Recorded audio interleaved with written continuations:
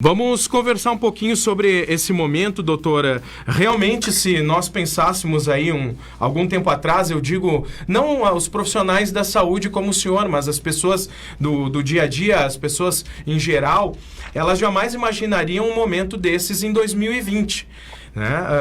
O senhor imaginou que ia ter que passar por essa situação também nesse ano? O senhor acreditava que o coronavírus ele ia impactar tanto assim a nossa região, o Brasil e o mundo? Na realidade é muito difícil de imaginar como as coisas aconteceram, né? Eu sempre, desde a minha formação acadêmica, assim, eu sempre viajei o mundo atrás de ação humanitária e formação em outros lugares, e nunca imaginei que de repente na minha cidade, lugar onde eu nasci, a gente tivesse que trabalhar de uma maneira tão humanitária, tão pensando em outras pessoas da maneira que vai acontecer aqui em Caxias. Assim, a gente reforça que as coisas ainda não estão acontecendo e a gente está tentando trabalhar no sentido de que quando as coisas acontecerem com a menor chance possível de dar errado. Então a gente sempre lida com o risco das coisas acontecer. Mas pensando no passado, em Caxias do Sul a gente vai ter um período que nós não vamos poder sair na rua para que se evite a diminuição de uma pandemia que está acontecendo globalmente, é muito difícil de imaginar. Doutor, é claro, a população quer saber como o senhor está também passando nesse momento de isolamento, como que tem sido também a condução aí da própria orientação que o senhor está tendo em casa dos próprios médicos, como que tem sido o seu dia a dia? E como é que aconteceu? Então, a gente vinha trabalhando na preparação do hospital há umas 3 semanas já, então isso inclui muita reunião com muita gente, contato, salas fechadas, e isso daí. Eu tive contato com alguém que teve contato na época que se vinha de fora. Hoje em dia a gente considera transmissão comunitária, mas eu tive contato com alguém que veio de fora e na segunda-feira passada comecei a sentir dor de cabeça e dor no corpo. Eu liguei para a nossa infectologista lá do hospital, a doutora Alessandra Michelin, e falei: Alessandra, eu não estou bem, assim, acordei ruim e o que eu faço? Daí então ela disse: olha, por ser profissional de saúde e estar na frente do negócio, vai para o hospital, coleta exame e volta para casa e fica em casa, porque provavelmente tu vai vir positivo. E foi o que eu fiz. Então fui para o hospital, fui de máscara, coletei exame no laboratório, eles fazem um aspirado do nariz, eles colocam uma mangueirinha dentro do nariz e aspiram. E depois vim para casa, o resultado saiu na sexta-feira. Na sexta-feira me ligaram e disseram: teu exame deu positivo. Então era a minha expectativa, porque se desse negativo eu podia voltar a trabalhar, mas se desse positivo, que é o que eu estou fazendo essa semana, eu tinha que ficar mais essa semana inteira em casa, fechando 15 dias de afastamento. Certo. E aí meu exame veio positivo. Na segunda e na terça e na quarta-feira foram os dias que eu fiquei mais sintomático. Então bastante dor de cabeça, bastante dor no corpo. Eu tinha uma sensação de febre, mas colocava o termômetro e não passava de 35,4, 35,5. Fiquei tomando dipirona fixo nos 3 primeiros dias, porque a sensação de mal-estar é realmente muito grande.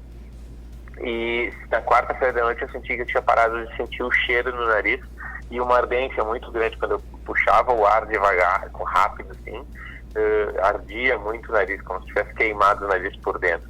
Isso começou a melhorar só no domingo. Então, mas minha grande preocupação era a falta de ar, né? A falta de ar, que é o que tem que direcionar o paciente para o hospital. Esse daí eu não tive nenhuma hora, então por isso que eu fiquei em casa, consegui ficar em casa fechado todo esse tempo. Doutor, participa conosco também de Farroupilha o colega jornalista Leandro Adamati, que também vai questionar o senhor. Adamati. Bom dia, desejo uma rápida recuperação para o senhor também. O senhor estava falando, eu estava acompanhando atentamente os sintomas, porque eu acredito que a grande maioria das pessoas nesse momento, e eu falo psicologicamente, já teve algum sintoma parecido com o coronavírus, né? Ou teve algum cansaço, ou uma dor de cabeça, ou daqui a pouco teve uma questão também de um indício de febre, de mal-estar, e as pessoas: opa, será que estou com o coronavírus? Eu tenho brincado aqui com algumas pessoas: será que eu estou coronado, né? A questão da nossa italianada e toda. mas os sintomas, o senhor teve medo também em algum momento? O senhor falava da questão da respiração, da dificuldade de respirar. No seu caso, o seu organismo não foi afetado tão grande, de uma forma tão impacta pelo vírus na questão da dificuldade respiratória. Exato, eu não tive, eu tinha medo na semana passada porque a gente conhece as estatísticas. Estatisticamente 80% dos pacientes, 85% dos pacientes vão passar pelo que eu passei, então essa é a grande maioria. Mas quando a gente pega e principalmente sabe que é positivo, é uma loteria, porque se eu estiver dentro daqueles 5% que vão para a UTI e se eu estiver dentro daqueles 50% que vão morrer quando entram na UTI. Então essa é a grande questão, assim. A questão é que também acaba lidando com estatística, com probabilidade de risco. Então eu prestava muita atenção, será que tem falta de ar, será que não tem falta de ar? Porque qualquer falta de ar tem que procurar um hospital. Agora, qualquer não falta de ar e sintomas que eu tive, que nem mal-estar, dor no corpo, dor de cabeça, um resfriado, tudo isso hoje pode ser corona. Então, a gente acredita que a quantidade de transmissão comunitária vai aumentar nas próximas semanas e vai ter muito mais pessoas passando exatamente pelo que eu passei. A orientação que eu dou para essas pessoas é que tudo pode ser corona. Então, outras pessoas têm que ser protegidas, principalmente as pessoas mais frágeis. Tem que ser protegidas porque hoje, na época que a gente está passando, qualquer resfriado, qualquer sensação que a pessoa não está acostumada a passar, pode ser coronavírus, a gente considera como se fosse. A Secretaria de Saúde ainda não preconiza fazer teste para todo mundo, só para os profissionais de saúde que estão sintomáticos, porque como eles têm contato com mais gente, é importante que essas pessoas sejam protegidas deles também. Mas considera que, teoricamente, todo mundo é suspeito. Certo. Sim. Doutor, uma outra questão que é importante também a gente colocar para as pessoas, né? O senhor já trouxe o seu relato sobre a questão pessoal, mas como o hospital da Unimed hoje em Caxias do Sul está preparado também em combate, melhor dizendo, ao coronavírus? Bom, o Hospital da Unimed, então, a gente começou o que a gente chama de plano de contingência do hospital há 3 semanas atrás. E a gente tinha 2 opções dentro do hospital na determinação do plano de contingência. A gente acredita que não vai ser nada e aí a gente relaxa e deixa as coisas acontecerem. Ou 2, a gente liga a TV, vê os relatórios da OMS e acredita que a gente vai ter que se preparar para isso. E há 3 semanas atrás, a nossa escolha foi: vamos se preparar para o pior. Porque se acontecer o pior, a gente está preparado. Se não acontecer o pior, a gente desmancha o plano de contingência que foi feito e segue a vida da melhor maneira possível. Então, é o que eu dizia para as pessoas há 3 semanas. Eu não acredito que isso seja verdade, que a gente vai ter um toque de recolher. Eu digo, bom, eu torço para que tu esteja correto. Mas o papel do meu trabalho é preparar para um pior cenário. Então, dentro do hospital, o que a gente fez? Dentro do hospital foi criado uma rede de teleatendimento, um 0800, que a gente pede com que a premissa principal do plano de contingência é manter o hospital vazio para os pacientes que vão chegar em massa dentro do paciente. É assim que os países que têm conseguido controlar o coronavírus mostraram que fizeram. Então, se tu prepara para a capacidade hospitalar, só que o que tu vai fazer com os pacientes que vão ficar doentes? Então, também vai ter que atender os pacientes que antes atendia, mas tu vai pedir para os pacientes fiquem em casa o máximo possível. Então, o que significa ficar em casa? A Unimed hoje oferece um 0800, que é uma consulta direto com um médico. O médico vai atender, o paciente liga para esse 0800 e ele vai dar orientações. Eu acho que eu estou gripado, eu estou assim, o que eu faço? Esse médico, ele vai fazer todas as orientações por telefone para esse paciente, para que o paciente procure o hospital só na hora certa. Qual que é a hora certa de procurar? A hora que tu tem algum sintoma de falta de ar. Até o sintoma da falta de ar, a gente sabe que o paciente vai fazer coriza, vai ter dor de cabeça, vai ter dor no corpo, vai fazer febre. Isso tudo a gente sabe que 80% dos pacientes vão fazer. Mas esses 80% eles não precisam ir para o hospital nesse momento. Primeiro, para não sobrecarregar o hospital. E segundo, porque o hospital vai ser o lugar onde mais vai ter indivíduos positivos. Então, tu ir com um resfriado para dentro do hospital é muito alta a chance de tu pegar um coronavírus nesse ambiente. Então, evitar esse ambiente. Lá dentro do hospital, a gente construiu um hospital de campanha, que é um centro de atendimento ao coronavírus, que é um anexo aos 2 prédios. Então, no meio dos 2 prédios do hospital, tem um centro de atendimento que ele é totalmente isolado do hospital. Os pacientes com sintomas respiratórios se direcionam para ali. Eles chegando no hospital para atendimento, eles não vão para o pronto atendimento, onde todo mundo está acostumado a ir. Ele é direcionado para ali. Ele coloca uma máscara e vai para esse centro de atendimento. Ali ele vai fazer uma consulta como se fosse padrão, mas é uma consulta direcionada para síndrome respiratória. Ali vão ter profissionais que vão fazer o atendimento e vão triar esse paciente. Basicamente, esse paciente é um paciente leve, um paciente moderado, um paciente grave. Os pacientes leves são encaminhados para casa com todos os atestados que precisa dar, todo afastamento, todas as orientações e todas as medicações. Os pacientes moderados, eles podem fazer medicações sintomáticas ali mesmo, e também são encaminhados para casa. Esses pacientes que são encaminhados para casa, automaticamente a gente tem um sistema de inteligência artificial que conecta ele à medicina preventiva. A medicina preventiva enxerga no mapa onde moram esses pacientes e todos os dias, nos próximos 7 dias, está fazendo contato com esses pacientes. Que interessante, doutor. Só para ressaltar essa questão da inteligência artificial, é muito interessante a utilização de tecnologias nesse momento, né? Nesse momento a gente precisa de tecnologia, porque as coisas não dá para fazer no bloquinho e no lápis.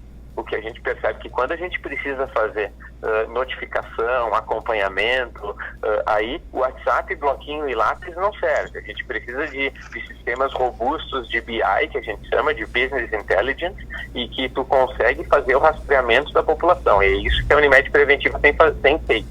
Então, todos os pacientes que procuram, eles são notificados automaticamente aqui na Preventiva, que é aqui na Sinimbu, e começam uma busca ativa dos pacientes. Eles ligam para todos os pacientes. Senhor fulano, o senhor teve ontem na medicina, o senhor fez uma consulta, foi mandado para casa com tais e tais medicamentos, como é que o senhor está? E aí o paciente vai responder, não, eu estou bem, eu estou igual. Daí, não, eu estou pior. Opa, esse paciente pior, ele já passa para um nível mais crítico. Então, o funcionário da Unimed que vai ligar são enfermeiros, os enfermeiros da Unimed que telefonam e opa, esse paciente ele piorou de ontem para hoje. Olha, qualquer coisa, nosso contato está aqui, mas amanhã a gente volta a ligar. Ligou no outro dia, olha, continua pior. Olha, então você tem que voltar para o hospital da Unimed. Então ele já faz todo o contato e esse paciente já entra direto na sala de observação do hospital da Unimed. O que é a sala de observação do hospital? A gente transformou 10 leitos que é de uma unidade fechada que a gente tem dentro do pronto atendimento para receber os pacientes que se agravaram ou os pacientes que são classificados como pacientes graves lá na frente do hospital de campanha. Ali a gente tem médico 24 horas por dia, são médicos que trabalham na UTI, a gente deslocou um time de médicos de UTI para atender na linha de frente do hospital. Ali basicamente eles vão selecionar, todos os pacientes ali estão graves. Eles vão selecionar os pacientes que vão ser encaminhados para a UTI ou para internação hospitalar. Então aí já é outro nível de atendimento. São atendimentos para pacientes graves, eles já foram triados, os leves e moderados já foram para casa, os moderados já foram acompanhados e talvez voltem. O que vem de ambulância direto também entra dentro da sala de recuperação, da sala de observação, e a sala de observação já tem capacidade de fazer intubação, tem capacidade de manter os pacientes ali, de fazer a tomografia, tudo ali. Então essa é a segunda parte. Como extensão da internação ainda, a gente tem os setores de internação, e é esses que a gente tem tentado manter a menor ocupação possível, porque a gente não sabe qual é que vai ser a velocidade de aparecimento desses pacientes, e tem a UTI de resguardo. Então a UTI, a gente sabe que só 6% dos pacientes vão precisar de UTI, a grande maioria não vai precisar de UTI, mas a mortalidade, ela fica, os 2,5, ela fica residida nos pacientes que foram para a UTI. Então, a UTI é o setor mais crítico do hospital nesse momento. Primeiro, por causa que tem pouca gente que trabalha na UTI. Segundo, porque a manipulação da via aérea desses pacientes, que é o procedimento de intubação que a gente chama, gera muita contaminação da própria equipe. E se a gente contamina uma equipe inteira, é uma equipe inteira que não está ali para trabalhar nos próximos 15 dias. Então a gente também tem que se preocupar com isso. A gente tem que se preocupar com a saúde dos funcionários e dos colaboradores que trabalham dentro do hospital. É muito importante a gente manter eles sadios e, em alguma contaminação, identificar rapidamente essa contaminação, afastar esse funcionário para que o mais prontamente possível esse pessoal possa voltar a trabalhar. Doutor, as informações são preciosas que o senhor divide conosco e com todos a população caxiense em relação ao trabalho do Hospital da Unimed e a própria Unimed em si, mas eu gostaria de ouvir o senhor também sobre uma questão que é importante ouvir de um profissional da saúde, que é um gestor como o senhor, é uma pessoa que tem uma estratégia, que está colocando uma estratégia também junto com a sua equipe em campo, sobre a situação dos posicionamentos dos governos, né? Como que o senhor tem visto a questão dos decretos, a questão do isolamento, estamos num momento até de uma certa descrença de ficar em casa. Como que o senhor vê essa situação como um gestor, um profissional da saúde?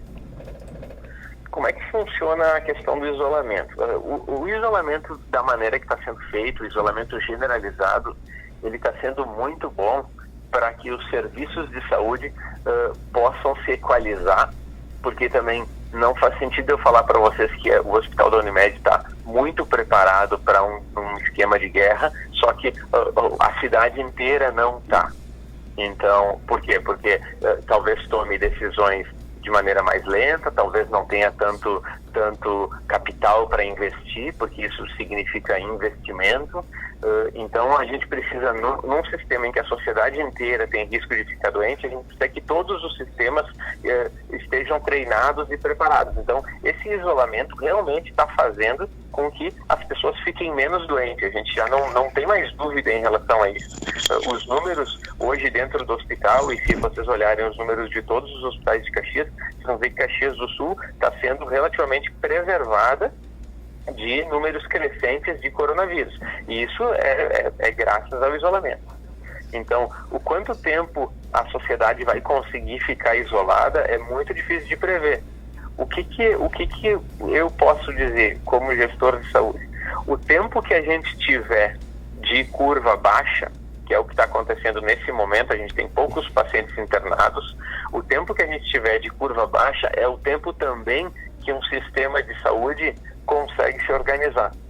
Então, se organizar na distribuição melhor de respiradores, se organizar na capacitação de funcionários para botar e tirar a vestimenta, para fazer a intubação, porque todos esses protocolos são protocolos diferentes, eles não fazem parte da rotina normal do hospital. Então, simplesmente não pode pegar o hospital e dizer assim, agora vamos lá, vamos atender coronavírus. É um desastre o atendimento. E o serviço de saúde acha que atender coronavírus é só colocar uma placa e dizer assim, atendimento de coronavírus, sem treinar o pessoal que trabalha ali dentro, vai ser um desastre, e a gente nos próximos meses vai ver como as curvas de mortalidade de serviços para serviços vão ser diferentes. Porque tem serviços que encararam com seriedade e que tem serviços que acharam que era só mais uma patologia diferente. Então, pelo menos, se o isolamento está servindo para que a gente possa capacitar a maior quantidade de centros de saúde, isso acho que vai ser uma coisa positiva. Mas, se pensar também que o isolamento não vai durar para sempre, talvez o pior jeito de acabar esse isolamento seja no nosso inverno. Porque aí, quando acabar o isolamento, se o isolamento for acabado por completo, a gente vai perceber nas próximas 1-2 semanas um aumento exponencial no número de casos. E é isso que a gente não quer. Então, é difícil porque a gente segue orientações da OMS, segue orientações do governo. Por enquanto, o entendimento médico do isolamento, ele está funcionando muito bem. Tanto é que a gente está vendo as pessoas dizem assim, tá, mas eu vejo tanta coisa na TV, mas eu não vejo nenhum parente doente, eu não vejo ninguém doente. Mas isso é porque o isolamento está funcionando. Agora, quanto fôlego a sociedade vai ter para ele, é difícil de dizer. Então, pode ser que o isolamento acabe, depois de 1 ou 2 semanas a gente veja uma explosão, e aí se instaure um isolamento em ritmo de caos? Pode. A gente não sabe, essas respostas a gente não tem como dar.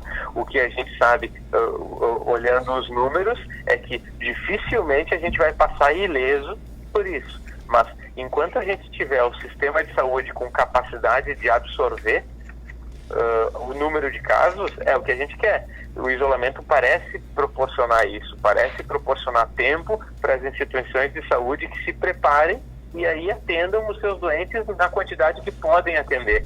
Atender doente é o que a gente sabe fazer. Então, esse é o nosso negócio. A questão é atender doente quando tu precisa que 2 pessoas vão para UTI, tu só tem um leito de UTI disponível. E aí tu vai ter que escolher qual deles vai morrer. É isso que a gente não está preparado para esse tipo de escolha. E é isso que a gente tá vendo sendo feito na Espanha e na Itália. Então, quando que a equipe médica tem que escolher qual paciente ela intuba e qual que ela deixa de intubar, e isso é importante que a sociedade entenda, deixar de intubar um paciente significa que ele vai morrer. E essa decisão de quem vive e quem morre, o campo médico não está preparado para isso. Então, isso é uma coisa que a gente não foi preparado, a gente foi preparado para tentar salvar todo mundo. Por isso que vocês vão ver muito frequentemente profissionais de saúde pedindo, mantenha o isolamento até que a gente possa ver a capacidade hospitalar e a capacidade de absorver os pacientes que vão procurar.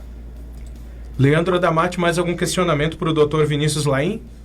Mais 2 questões. Doutor Vinícius, o senhor fala da questão da intubação, que é o ponto mais crônico para pacientes do coronavírus. Quantos leitos de UTI, quantos respiradores, quantos kits tem à disposição nesse momento o Hospital da Unimed em Caxias do Sul? E uma segunda pergunta, o Hospital da Unimed tem feito exames para pacientes suspeitos com o coronavírus em Caxias do Sul? Vamos começar pela segunda, então. O Hospital da Unimed tem os exames, a gente faz o exame para coronavírus, até porque a vigilância epidemiológica também é notificada nesse momento, mas os exames para coronavírus, eles são feitos por orientação do Ministério da Saúde só em 2 casos: pacientes graves, pacientes que internam no hospital em estado grave. Então, todo paciente que é internado é solicitado exame de coronavírus, e para pacientes profissionais da saúde que estejam sintomáticos. Então, se o paciente é profissional da saúde e tem sintoma, o Ministério libera que seja feito o exame. Para os outros profissionais que não sejam profissionais da saúde, mesmo que sintomáticos, nesse momento não está orientado fazer o exame. O que a gente espera? A gente espera que o Ministério libere maior quantidade de exames para que a gente possa fazer em mais pessoas, mas nesse momento que a gente ainda não sabe o quanto esses exames vão faltar, eles foram direcionados para os profissionais da saúde, porque eu preciso que o profissional da saúde ele se afaste só quando ele for positivo. Por exemplo, eu coletei o exame segunda-feira passada. Meu exame veio na sexta de manhã, se viesse negativo, na sexta de tarde eu estava liberado para ir trabalhar. Eu precisava ir trabalhar, por causa que não tem coisa pior do que uma estrutura hospitalar pronta para receber paciente, mas o hospital funciona por pessoas também, não é a estrutura do hospital. Então, a gente tem a equipe de enfermagem, a equipe de técnico, a equipe de higienização, a equipe de médico, a equipe de fisioterapeuta. O hospital funciona por essas equipes, e essas equipes precisam estar passadias. Foi nesse racional que o Ministério da Saúde direcionou que os exames fossem feitos. Mas eu sou médico, eu não tenho nada e eu quero só ver se eu tenho. Não, esse paciente, esse médico, ele não tem. Se ele não tiver sintoma, ele também não é candidato a fazer o exame, porque vai ser um exame desperdiçado, um exame que não muda nada. Então, resumindo, o que a gente diz? Toda gripe, toda dor de cabeça, todo mal-estar pode ser coronavírus? Pode ser coronavírus. Nesse momento que a gente ainda não tem rastreio de população, como a Alemanha está fazendo, por exemplo, estão rastreando todo mundo. A gente não tem rastreio de população, a gente considera que toda gripe é coronavírus. E aí o paciente tem que usar máscara, tem que se proteger e tem que se isolar. Perfeito. Doutor Vinícius Laim, para finalizar aqui a nossa entrevista também, hoje o senhor está ainda em tratamento do coronavírus, é isso, né? Na real eu tenho muito poucos sintomas já, comparado com a semana passada, tenho muito poucos sintomas, mas a orientação que se dá é o paciente positivado e sintomático, ou mesmo se tu não for, quem não faz exame recebe atestado de 14 dias. Então fica 14 dias em casa porque considera-se como positivo, é assim que o Ministério da Saúde aí entende. Então fica 14 dias e eu só posso voltar no dia 6. Entendo. Doutor, eu deixo esse espaço, então, final para suas considerações finais e agradeço já a entrevista aqui na Bitcom TV. Eu queria te agradecer, então, e acho que esse espaço fica principalmente em reconhecimento a todos os profissionais que estão trabalhando na linha de frente do atendimento desses pacientes e também a população. Nós temos uma curva que está começando a crescer em Caxias, ela não cresce pelo isolamento.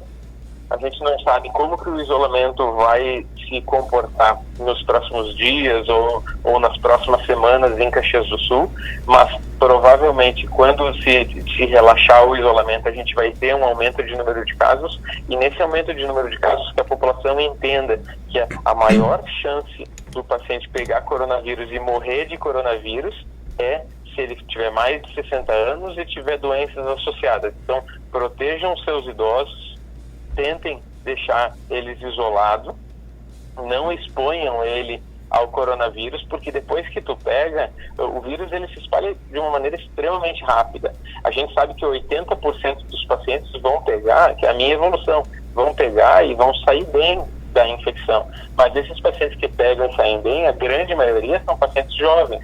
Os pacientes idosos, eles complicam com mais coisas e eles podem estar nessa estatística de 2,5% de mortalidade. Então, se alguma coisa acontecer, não se desespere, mas tenham atitude de proteger os seus idosos. Não exponham eles na rua, não vão visitar eles, não levem os netinhos para dar beijinho, porque isso daí é a pior coisa nesse momento que pode acontecer para eles. A gente fazendo isso, a gente acredita que a gente vai ter sucesso. Então, olhando as curvas, a gente vê que o Brasil, por ser um país de terceiro mundo, ele está indo bem, a gente está indo bem no combate ao coronavírus.